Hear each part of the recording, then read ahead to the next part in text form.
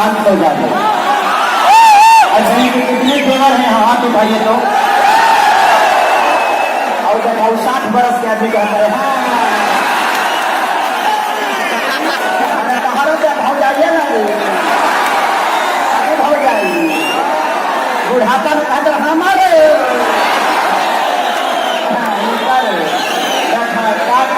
उम्र बढ़ जाए देवर भर मानो।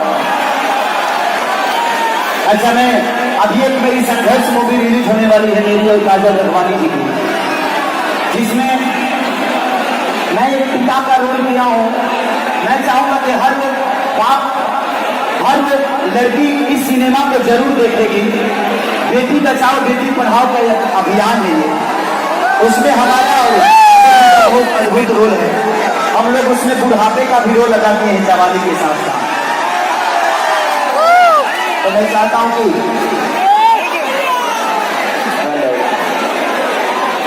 तो संघर्ष फिल्म का एक गाना है, तो काजल जी ने बोला कि मैं इस पे डांस करना चाहती हूँ आपके साथ। तो क्या डांस हो रहा है?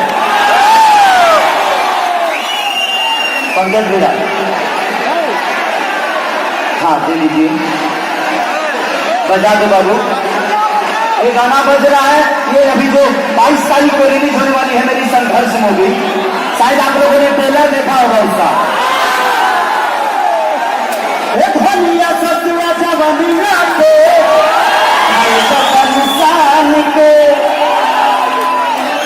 उसी मूवी का ये गाना है संघर्ष फिल्म का।